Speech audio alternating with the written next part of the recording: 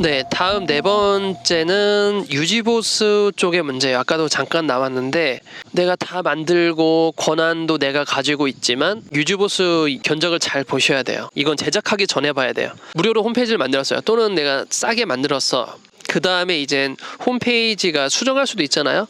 내가 전화번호가 바뀌었다. 아니 뭐 이번에 여름인데 행사하고 싶다. 팝업 같은 거 띄운다던가 뭐 여러 가지 할 거란 말이죠. 그거 단가가 셉니다. 생각보다. 예를 들어 글씨 하나 수정하는데 10,000원이라고 해요. 글씨를 내가 10번 수정하면 10만 원이에요. 이게 내가 콘텐츠가 많이 없고 수정할 거리가 없다라고 하면 상관이 없지만 그렇지 않은 홈페이지를 가지고 있으실 경우에는 이 단가도 만만치가 않아요. 그래서 어느 업체 같은 경우, 특정 업체 같은 경우에는 이 유지보수를 할 때 1년 단위로 계약을 하세요. 예를 들어 내가 1년에 200만 원만 주시면 너희들이 원하는 거 다 해드릴게요. 이렇게 하는 것도 있고 그 원하는 거 해드리는 범위도 있어요.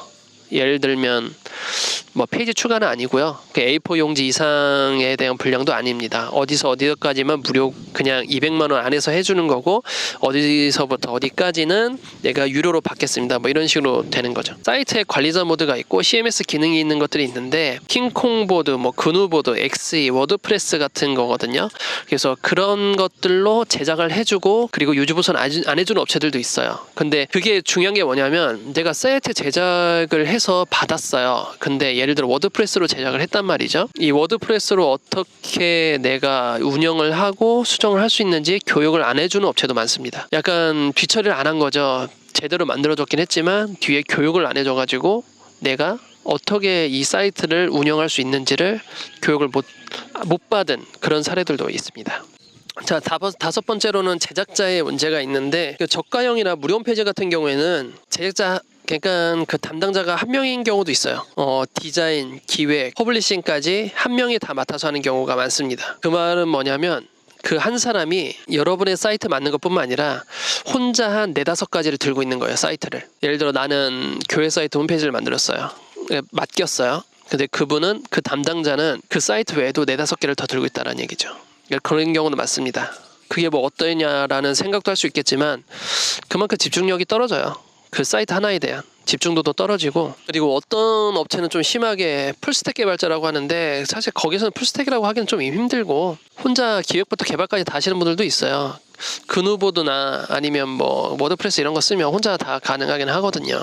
근데 그만큼 퀄리티도 떨어지는데 그 떨어지는 이유가 그런 데 있습니다.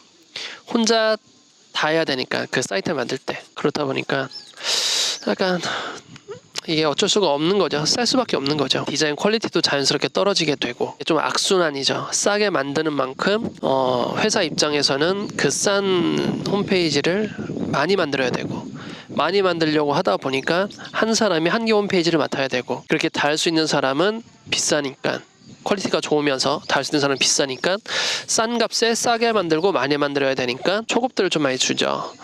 사원 대리급들을 많이 둡니다. 저 같은 경우에는 운영까지 해가지고 예전에 지방에서 일할 때는 운영이라고 하죠. 이미 만들어진 사이트를 내가 유지보수까지 해주는 거 해서 저는 보통 10개 이상 들고 있었거든요. 퀄리티가 높을 수가 없어요.